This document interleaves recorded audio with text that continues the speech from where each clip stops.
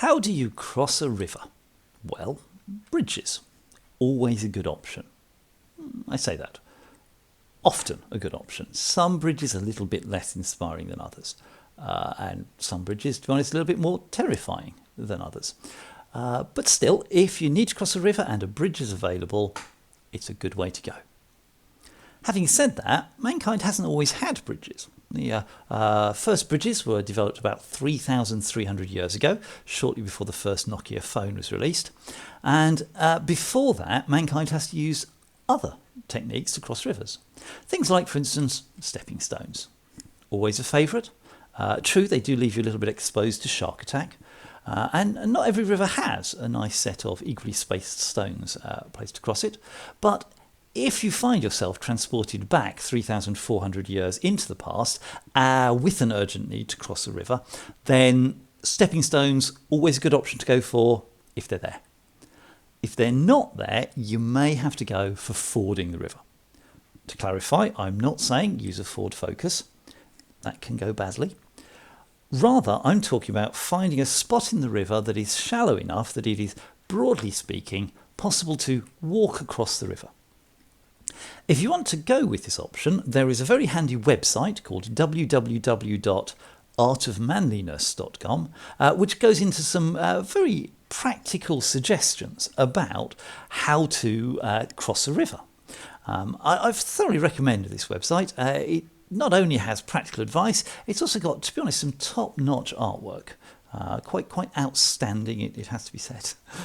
And I am genuinely hoping that I'm going to be able to use this website in some of my future talks. But for now, we have a more important question to deal with. That question is, can you use a vicar to cross a river? Now, this is probably a question you've already asked yourself, but in case you haven't, there are a number of options available.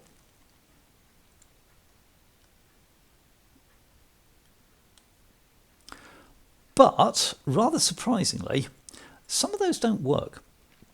And therefore, you may want to go for a more tried and tested approach.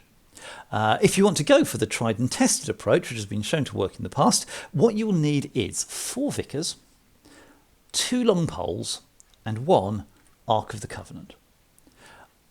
That last item you may find a little tricky to locate, but if you do, please let all international news agencies know, because it is a while since we last knew where it was. Once you've got those basic pieces of equipment together, you're kind of ready to go. There's a nice simple set of instructions available for you. They're in Joshua chapter 3. And to be fair, those instructions cover crossing the River Jordan into the Promised Land, but I'm going to assume that they will work for your local river just as well. You get the basics together. It's quite advisable also to have available 1 God-appointed leader, and the instruction booklet also mentions having God's chosen people around. Again, you might be worried about locating those last 2, but the good news is they're freely available in your local church, although many churches have forgotten that their leader is in fact appointed by God. Just mentioning it. So, once you've got the basics, traditionally you would make sure there is a nice safe zone between you and the Ark of the Covenant. The instruction booklet mentions how big this should be. It says about 2,000 cubits, or in other words, approximately 1 kilometre. You might feel that's kind of overkill, but better safe than sorry. Divine judgment can be messy. Then, normally you would wait for 3 days. I don't know that's completely essential, but it does add a whole nice kind of resurrection vibe to the whole thing. And having waited 3 days, you can then tell the vicars to go and walk into the river. Meanwhile, you need to make sure you keep that nice, safe 1 kilometre distance.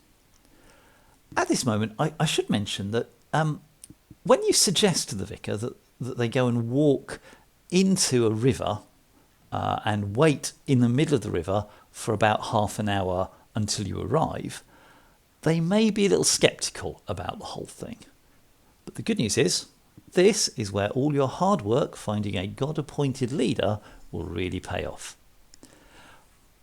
Once the vicars have entered the river will at once stop flowing. Absolutely guaranteed. Well, that's how it worked last time at any rate. Then you and the God's chosen people can safely walk across the nice dry riverbed. Don't forget to maintain that 1 kilometre distance. At this moment, I should mention that you may want to let other villages in the nearby area know what you're doing ahead of time.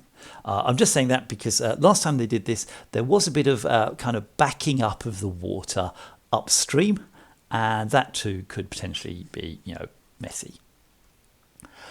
But other than that, the process should be fairly smooth. Once you've crossed the river, do watch out for roving bands of Canaanites, Hittites, Hivites, Perizzites, Girgashites, Amorites and Jebusites. If you run into one of those, well, we'll talk about what to do in that situation in another talk, but without giving too much away, just please make sure you don't pick up anything that is devoted to the Lord. Just trust me on this one. So, you've got to cross the river. At this moment, quite an interesting thing, in the instruction booklet it does say to pick up 12 rocks from inside the river and carry them across to the other side. Now, when you're transporting these rocks, do be aware rocks can be heavy, and unfortunately you're only allowed one person per rock. As a result, it's important to make sure that you don't end up with long-lasting back injuries. The good news is there is a very helpful advice page for this available on www.artofmanliness.com. With that, I'm sure there'll be no problem at all, just carrying those rocks over. And when you get to the other side, well, you might be thinking to yourself, kind of what's the whole point of this carrying the rocks thing? As far as I can tell, this is God's way of saying, hey guys, I've just done a miracle. I'd like it if you didn't just forget about it and get on with your lives. It would be nice if you had some way to sort of remember the whole thing. And that's why God actually tells the people to set up the stones as a memorial to what's happened, so that the next generation can see what's happened or be told about what's happened. You might be thinking, wouldn't it be easy to just post the thing on Instagram? But somehow I feel that's not quite as long lasting. And certainly it's the case that the guy who actually wrote the book of Joshua did say that those stones that they'd set up were still there to that very day. Obviously not today, but the day when that book was written. And actually I kind of like that. I kind of like that because it's the person writing it saying, look, if you don't just take my word for it, go and check this out for yourself, that it really happened. And I don't think that's the sort of thing you'd say if you were making stuff up. So it's one just tiny little way that I think we know the Bible's true. Anyhow, back to getting across that river. Once you've got the stones set up, everything should be back to the way it was, give or take, and you have successfully shown that there is a nice, easy way of crossing a river using simply a vicar. Although I do want to remind you that if a bridge is available, you may want to go with that option instead.